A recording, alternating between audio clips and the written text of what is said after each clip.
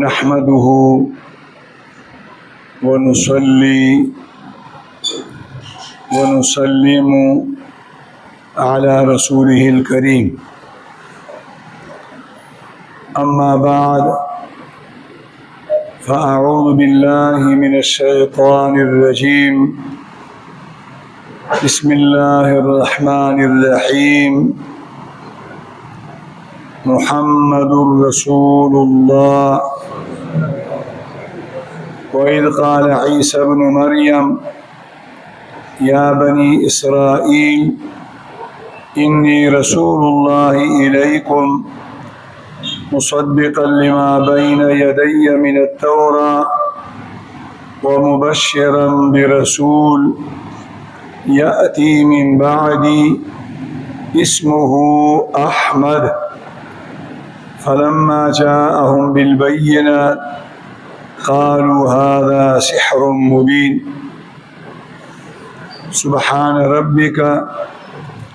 رب العزة عما يصفون وسلام على المرسلين والحمد لله رب العالمين.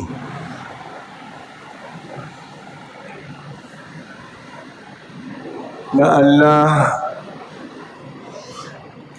هاغ بندا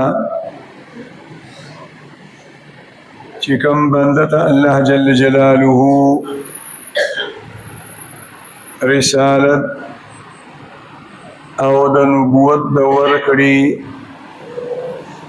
فیصله وکړي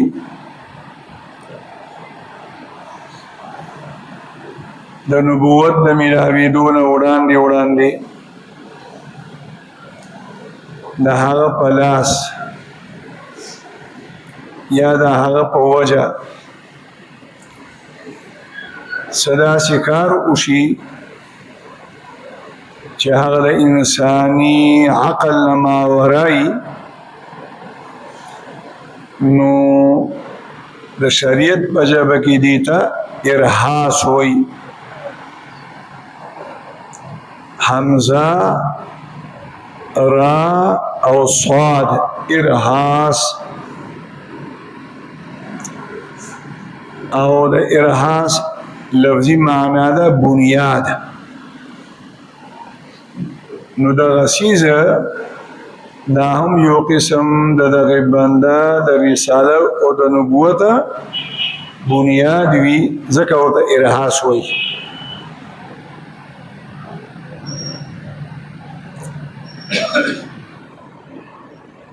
محمد رسول الله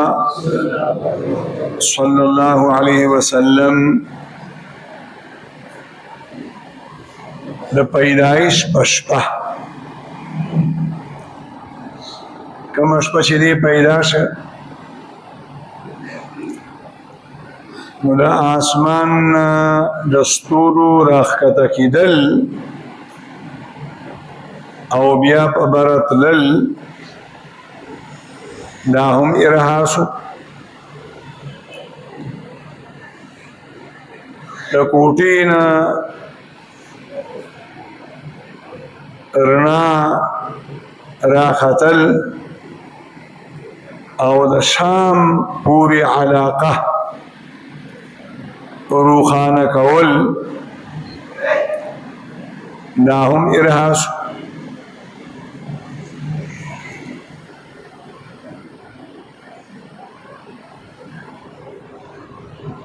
او په دغه شپه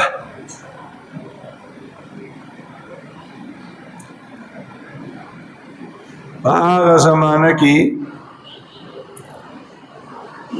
دوه عالمي طاقتونه یو ته به روم وي او بل ته به فارس وي.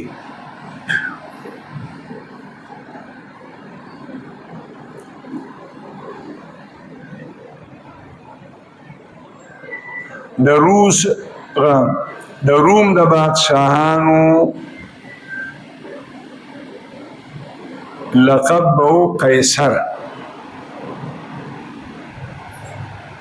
او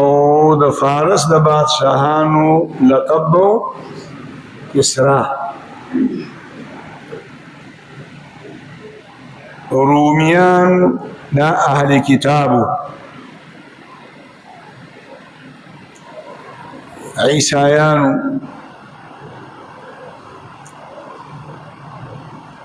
او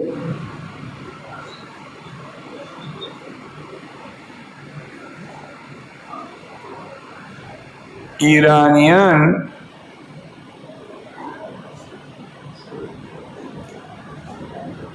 دا آتش پرست.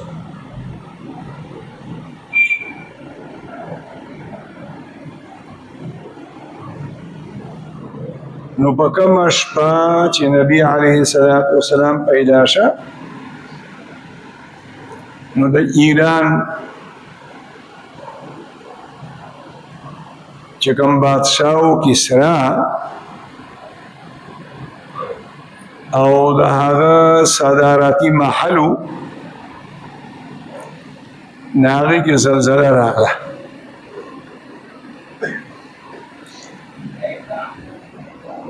د هغه زلزلې په وجه د محل او د بغلي د پاسه چې کوم واړه واړه ګمبدونه جوړو، 14 تنه راوغورځېدل.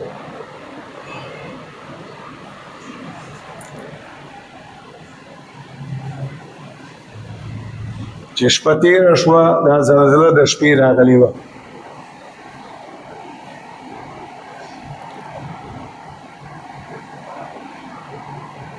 کسرا ډېر زیات خفه و، پریشان و. اجلاس یې راوغوښته، وزیران، مشیران، سکرټریان یې راوغوښتل.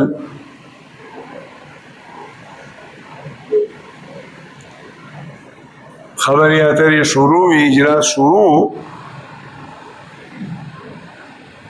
چې په دې دوران کې خبر را ورسېده چې د ایران او د فارس به یې ورته وي، ایران به یې ورته وي، آتشکده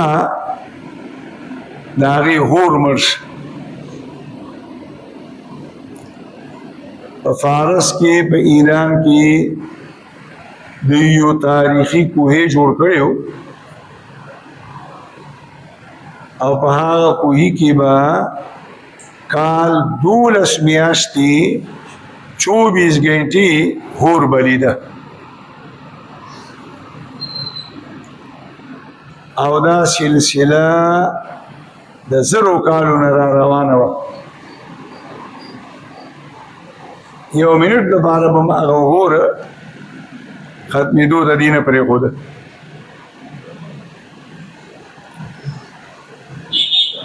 نه جواب را ورسېده چې دا اور دغه شو، ختم شو، مړ شو. فارس کې یو مشهور دریاب و، نهرو ساوه،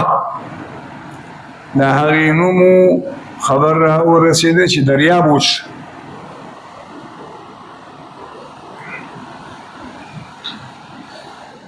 په وزیرانو منبرانو کې یو کس و، موبیزان د هغه نوم و. هغه راپاڅېد چې ما خوب لیدلی، او خوب کې زه وینم چې طاقتور ساربه اوخان هغه راغلل او اسونه د ځان سره راخکل، او د جلا او د فرات چې کوم تاریخي نهرونه دي د هغې نه پورې وتل او خارو شو. نو دا ګڼې خبرې راجمع شو. نو د بادشاه د وزیرانو، د منبرانو او د حکومت چې څومره مشینري وه، ټول په سخت اضطراب او پریشانۍ کې مبتلا شو.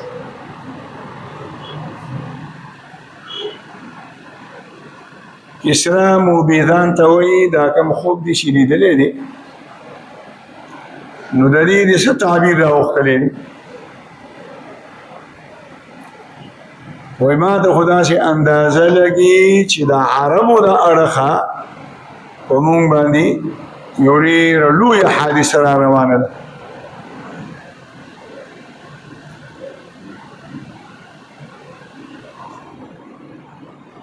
د کسرا یو ذمہدار کسو نعمان ابن المنذر هغه ته یو تکړه نامور عالم راوړيږي چې دا هغه د دې قصو مبارک ته پوښتنه نو په هغه زمانه کې هغه ملکی عبد المسیح غسانی د علاقې مشهور عالمو هغه راوغوښته کسرا دې تپوس کوي د یو څو خبرو تپوسونه درنه کومه جواب به راکړي ناغه ورته وی که جواب راتلو در بیگم او کني بیا به ځان یو لوی عالم راهنمایي وکړي دا ټول قصې ورته بیان کړه نو عبد المسیح وی چې ما ته خو د دې جوابونو اندازه نه لګي خو زما یو معما دي او په عمر کې زمانه مشر دی علمیت کې مرانه زیات دی سطیح دا هغه نوم دی خو دې وخت هغه شام ته تللی دی او زما دا یقین دی چې هغه ته به د دې جوابونه معلومي دا هغه ته دا ستا ډیوټي شوه هغه پسې لاړ شه لاړو چار عثمان وخت زمانه کې به رسېدلي چې کله ورغه نو سطیحه د مخکې نه ناجوړه او په دغه وخت کې بیماري سخته شوې وه نزع زرګدل شروع خو حواس او عقل لا پسې نه دی ورغه سلامي واچولو او هغه ولا جواب ورکړ دلته تاسو نه دي کړی سطیح ورته عبد المسیح وتیز رفتار اوخ باندې رالي او ځان یې سطیح دراورسولو د کسرا د محل د زلزلې او د ګمبدو د راغورځېدو تپوس کې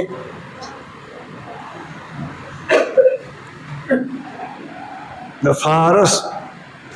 او د ایران آتشکده بند شوه د هغې معلوماتو مبارکې راغلي موبیزان خوب لیدلی دي د هغه خوب د تعبیر مبارکې راغلي دریای ساوه و شوی دی د هغې معلومات کې او بیا ورته وایي چې عبدالمسیح چې د کم وخت نه د الله د کلام تلاوت په کثرت سره شروع شي صاحب عصا د همسا والا کسر اخکار شي اشاره و نبی علیه السلام او د آتش د فارس آتش کده ختم شي بند شي او دریای ساوه اوچ شي نو بیا به د سطیح لپاره شام نشي پاتې او باز چې څه کېدو واله هغه وشو او د بنو ساسان د خاندان اشاره وکړي کسرا ته د هغه د خاندان 14 کسان به بادشاهت وکړي او بیا به د هغوی بادشاهي د ټول عمر لپاره ختمه شي. دا خبرې وکړې او د دې سره صدیق په ځای مړ شو، وفات شو او عبدالمسیح واپس لاړه. دا ټول حالات کسرا ته بیان کړه، خو چې د چا په دماغ باندې الله مهر لګولي او الله په قسمت کې هدایت نه لیکلي، هدایت نه ملاوي پکار خدا ده چې توبه یې وکړې وي، لیکن یو خبره یې واورېده ځان ته تسلي ورکړه او هغه ده چې زمونږ د خاندان 14 بادشاهتونه به ختمېږي، نو په دې باندې خو به زمانې لګي. لیکن د تاریخ او د سیرت کتابونه لیکي چې 10 بادشاهتونه د هغوی د خاندان په 4 کالو کې دننه ختم شو او دا باقي 4 دا د عثمان بن عفان رضی الله عنه د دور خلافت پورې وو او هغه کې بیا ختم شو. نه دغه ټول واقعات دا هم د محمد رسول الله صلی الله علیه وسلم د نبوت غیبی اشاره وا او دا د الله د پیغمبر د نبوت ارهاس او بنیاد. نبی علیه السلام چې پیدا شپلار خوینو ورو د نیکه په کفالت کې و عبدالمطلب، نو اومه ورځې خلک راجمع کړل او د خاندان خلک قریش د نبی علیه السلام حقیقه یې وکړله.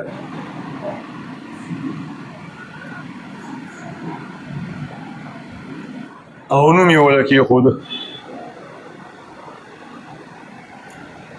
او یو روایت کې راځي ختنه یې موله وکړله او مسله مو مخکې نه اورېدلې ده چې کله د شاه په کور کې ماشوم پیدا شي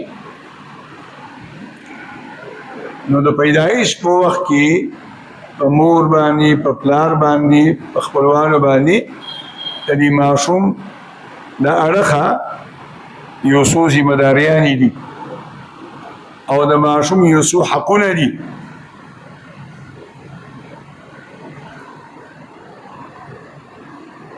یو په ښي غوږ کې اذان او په ګس غوږ کې اقامت. د پیدایش سره دا نه چې دا به په ګنټو پروتي او طالب به راځي او مولا به راځي بیا به اذان کوي، پلار به کوي یا به ورور کوي یا به تره به کوي یا به ماما کوي، حتی کې کور کې سړی نه و که نه دا خپله مور مولا اذان کولی شي یا مولا اذان کولی شي.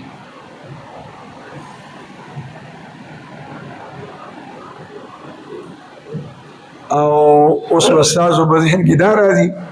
چې د نبي علیه السلام په غوږ کې اذان او اقامت چا کړی؟ د الله د پیغمبر په زمانه کې خو نه اذان و نه اقامت، چې پیغمبري میله مو شوه او 14 کاله د الله پیغمبر تبلیغ مو کړلو،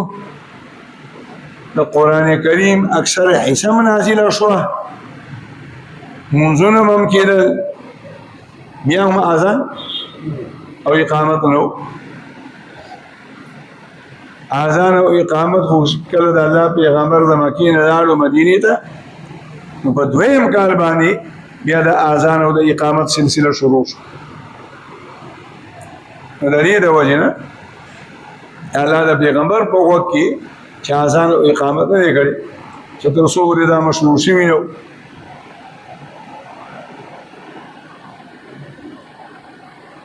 دا اذان او د اقامت ډیر حکمتونه دي یو لوی حکمت پکې دا دی چې د ټول اول د ماشوم په زړه باندې د الله د کبریای مهر ولګي الله اکبر او د ماشوم په زړه باندې د الله د توحید د عقیدې مهر ولګي د ماشوم په زړه باندې د نبی علیه الصلاۃ والسلام د رسالت مهر ولګي او د ماشوم په زړه باندې د قیامت د بعث بعد الموت چې دې دنیا ته راغلي ګوره ټول عمر باندې مسافر زیبا د قیامت د بعث بعد الموت د عقیدې مهر په ولګي او دا رنګي ماشوم دې طرف ته متوجه کړي شي چې ګوره لوبه باقي خرپوسه باقي قلوب ته نه راغلي دې دنیا ته راغلي د عبادت د بار راغلي چې د عبادت مهر مزرباني ولګي الله اکبر دې کې د الله د کبریای اعلان دی اشهد ان لا اله الا الله دې کې د توحید ده عقیده اعلان دی اشهد ان محمد رسول الله د نبی علیه الصلاۃ والسلام نه رسالت او نبوت اعلان دی حي على الصلاه کې د عبادت بیان دی او حي على الفلاح کامیابی تراشه او حقیقی کامیابی اگر قیامت کامیابی ده د آخرت نو دغه د آخرت هغه عقیده ته اشاره او یو حکمت پکې ده دی چې د ماشوم د پیدایش سره شیطان او د شیطانی اثراتونه دا ماشوم بچ موږ چې نو شیطان د رايوختيږي د نتختینه او داس چې شیطان رانږدې کیږي کوم عبادت هم چې شیطان رانږدې کیږي او کوشش کوي چې د موږ در باندې عبادت در باندې خراب او د هر مانزه فرض دی واجب دی سنت دی مستحب دی نفل دی داغی بنیاد او دس دی ناول در باندې او دس خرابه او دس در باندې څنګه خرابه حدیث کې راځي محمد رسول الله صلی الله علیه وسلم فرمایي ان للوضوء شیطانا دا او دا څه د خرابولو لپاره یو مستقل شیطان دی او دا ابلیس مقرر کړی دی چې ستاسو کار بسي کومز گزارو باندې با او داس خرابي ځکه چې او داس ګډوډ کومز نو خود ګډوډ یقال له الولاهان او دغه شیطان نوم هم دی ولاهان دا دی او د سکون کی بزکه وسوسه ورسید او دا سبب قسمه قسم وسوسو کې مبتلا کی نعوذ بالله او آثار کې الله دا برکتی خېری چې کوم وخت کې اذان شروع شي نبی شیطان د اغزینا تختی ادبر وله سورات حدیث کې راځي تختم او د تخت سنا کینه بعد موزي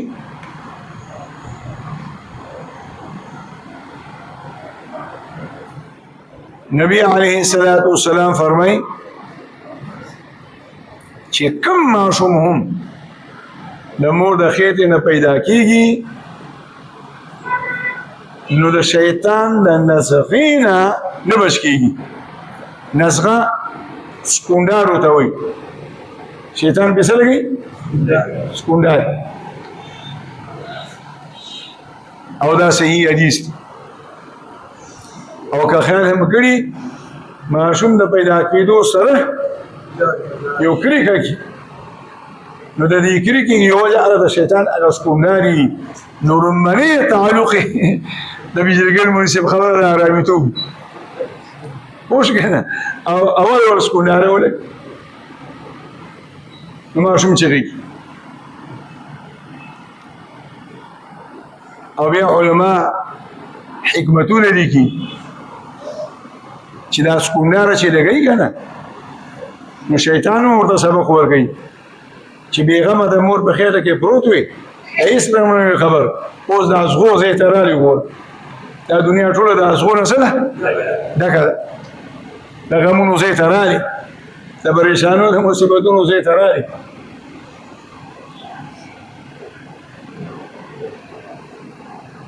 نبی علیه الصلاة والسلام چې کله دا حدیث بیان وایي هېڅوک هم د دې نه نه دی محفوظ ما سوا د چا د مریم او د هغې د بچي نه. نبی علیه الصلاة والسلام نه صحابي تپوس وکړو ولا انت یا رسول الله وایي اوس هم ته نه محفوظ. او عیسی علیه الصلاة والسلام ځکه محفوظ دی چې دعا یې کړې وه انی اعیذها بک وذریتها من الشیطان الرجیم. امرأة عمران د مریم ښځې یعنی د عیسی علیه السلام نیا چې کله د عیسی علیه مور په خېټه وه نو دا دعا یې کړې وه انی اعیذها بک وذریتها من الشیطان الرجیم. ای زما ربه دا کوم ماشومه مې په خېټه ده دا او د دې راتلونکي نسل ستا په پناه کې درکومه. الله یې دا دعا قبوله کړې وه. حدیث کې راځي چې څنګه عیسی علیه السلام پیدا شه الله پاک یې نجات راته وکړ.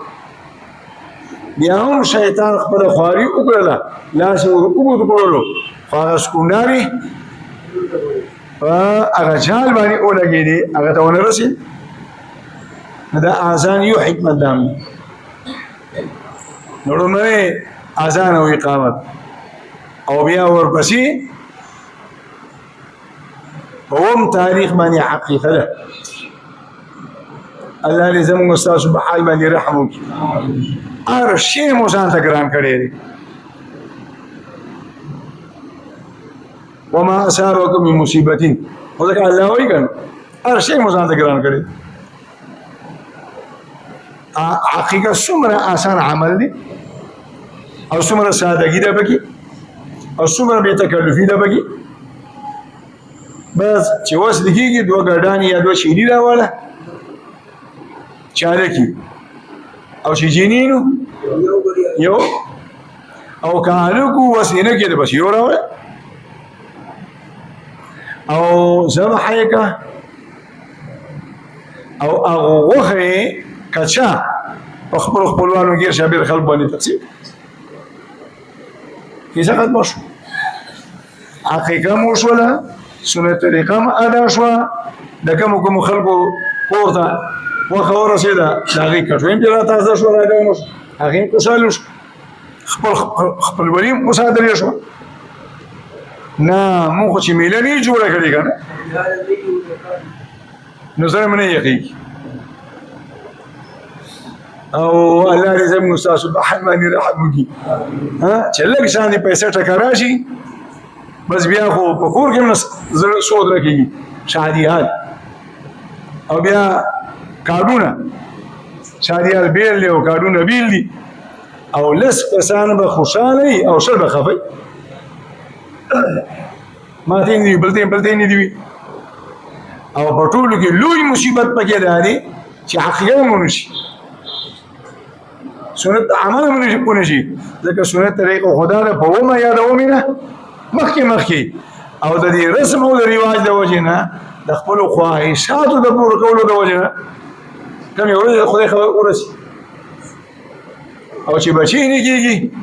بیا چې وظیفه راکړه تعویض راته ولیکه او بیا ټسټونه کوي په دمونو په تعویضونو په وظیفو باندې بچي غواړي او شکل بیا الله مهربانه شي او بیا د الله د پیغمبر اهمترین سنت د حقیقي چې د معصوم بلا فائدې دي پکې نو موږ او تاسو نه عوض من د معصوم د فائدو خیال نه ساده خپل خواهشات را باندې غالب نو حقیقه او دا غرنګ بیا تسمیه نوم نو حقیقه کې مې درته وویل چې هلکې نو ګډاني او که چینی نه دي او که مادی او چې جینۍ ده نو یو او که چېرته دو ماشومان یا درې ماشومان په یو ځای وشو او غر څاروی دې راوستو او په غر څاروي کې دی د هلک هم دوه حقیقي نیت وکړه د جینۍ دې پکې نیت وکړه یا دواړه هلکانو او په غر څاروي کې د څلورو حقیقو نیت وکړه هم صحیح ده یعنې د څلورو ګډانو یو ماشوم او بل ماشوم که غوښه دې که څه تقسیم کړه هم صحیح ده که پخه دې تقسیم کړه هم صحیح ده که حصې دې جوړې کړه هم صحیح ده او که ټوله دې په فریزر کې کېښوه او په خپلو بچو باندې دې خوړه هم صحیح ده اصل شی څه دی جي وینه تویول به دا توی او بهتره طریقه دا ده فقها لیکي چې هډوکي ولا ټک ټوک مه کوه هډوکي ولا ټک ټوک کوه مه داسې غټې غټې چې کوم ځای کې جوړونه دي هغه ځای کې کټ راکټ کوه په خلکو باندې تقسیم دا هم یو تفاعل دی چې د دې د برکت الله پاک بیا د ماشوم مستقبل کې د هر قسم مصیبتونو محفوظ ساتي لیکن دا بهتر او غیر بهتر داسې چې فرض دې نه جوړ کړي او چې هغه داسې وي دي که اوس خپه کوه کړي نو څه ګناه پکې نشته دي او بیا دې که دیګ پکې پوخ کړه که وریجو کې دې واچولې که همدغسې دې پخه کړه او که کشه دې تقسیم کړه مالدارو له دې ورکړه او که غریبانانو نه هېڅ پابندیانې پکې نشته او وینه دې نن توی کړه حقیقت نن وکړه او غوښه یې سبا تقسیم کړه هم خیر خبره نشته نو په اوم تاریخ باندې عبدالمطلب د نبی علیه الصلاة والسلام عقیقه وکړله او د عقیقو دا سلسله په عربو کې د پخوانه را روانه وه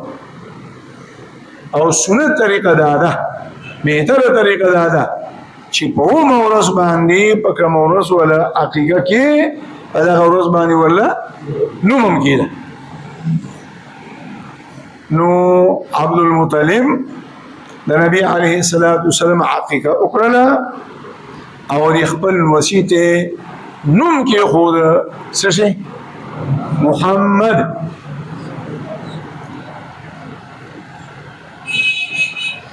داسې نومه د مکې په معاشره کې د صدور پورې مخکې چا نه و ایښودی او نه به وجوده وخت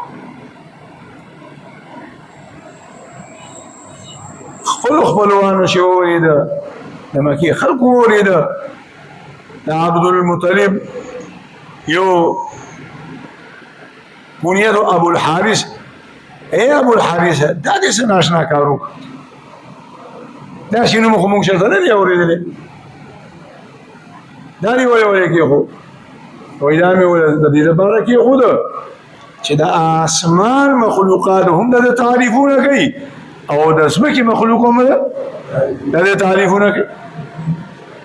دا د الله د عرض القا او الهام او بل باعث داو چې یو خو عبدالمطلب د نبی علیه الصلاة والسلام د پیدایش نه مخکې خوب ولیده وایي د ملا نه مې یو زنځیر راووتلو یو سر آسمان ته رسېدلی دی او بل ځمکه کې، یو مشرق ده او بل مغرب ده، او د مشرق او د مغرب خلق په دې زنځیر پورې کلکه انخټي دي، او بیا لږ ساعت بس د دې زنځیر نه یو سرسبزه تکه شنه اونه الله را جوړه کړه، او په دې اونه کې یو داسې نور و، وایي د یوې پاڼې هغه رڼا د نور د رڼا نه زما د اندازې په رڼا کې اویا چنده زیاته وه، او د دنیا خلق په دې ونه پورې نښتي وو، او د مکې قریش هغې کې مې څه خلک ورپورې نښتي وو، او بعضې کسان داسې شرارتیان وو چې رابغله او تبر به ورسره په لاس کې و، او د دې ونې د کټ کولو په یې را روان شو، د دې ونې د بیخه یو خوبصورته اشاش بشاش تر و تازه نورانی شهری والا سلمی راووتلو، او دا خلق به په شادي کک، نو د خلقو نه د پوس وکړلو چې زما د دې خوب څه تعبیر دی، نو د هغه زمانې خلقو له تعبیر ورکړه چې ستا په اولاد کې به الله داسې کس را پیدا کوي چې د مشرق او د مغرب خلق به د هغې اتباع کوي. نو دویم بحث ورباندې ده. بل طرف ته چې کله آمینه بیبي حامله شوه او نبی علیه السلام په خېټه شه، نو بیا به دیتا دا انکشافات او الهامات کېدل او دا خوبونه به لیدل چې بیبي ګوره پام کوه، ستا په دې خېټه کې چې کوم ماشوم دی دا د زمانې اخرې نبی دی، او کله به ورته په خوب کې اورې شو چې پیدا شي نوم ورله محمد کېده، کله به ورته وویلې شو نوم ورله احمد کېده، او کله به ورته په خوب کې وویلې شو چې نوم ورله محمد او احمد کېده. او دا دوه نومونه د نبي علیه السلام ذاتي او په ټولو نومونو کې مشهور نومونه دي، او قرآن کریم کې الله دا دوه نقل کړي. یو محمد، ما كان محمد ابا احد من رجالكم ولكن رسول الله خاتما او بل محمد رسول الله والذين معه اشداء على الكفار، او بل عيسى عليه السلام خپل امت ته وإذ قال عيسى بن مريم يا بني إسرائيل إني رسول الله إليكم مصدقا لما بين يدي من التوراة ومبشرا برسول يأتي من بعدي اسمه أحمد. وإذ تاسو الله رسول الله كريما يو كار ميداني مصدقا لما بين يدي من التوراة زمان اولاد کما آسمانی کتاب تورات الله را لګیو داغي به تصدیق کوما، او بلدا چې زما تاسو د زیری در کوما د داسې رسول چې هغه زمانه بعد رواني، او د هغه نوم بوي احمد، اسمه احمد. نو ځکه ولدان کې خو علماء کرام لیکي دا د الله جل جلاله د طرفه دا ابو طالب عبد المطلب سره هم الهامو دا الله د پیغمبر لا چې پیدا شي، نو د عبد المطلب خو یولس زامنو، خو په ټولو کې افضل ترین نوم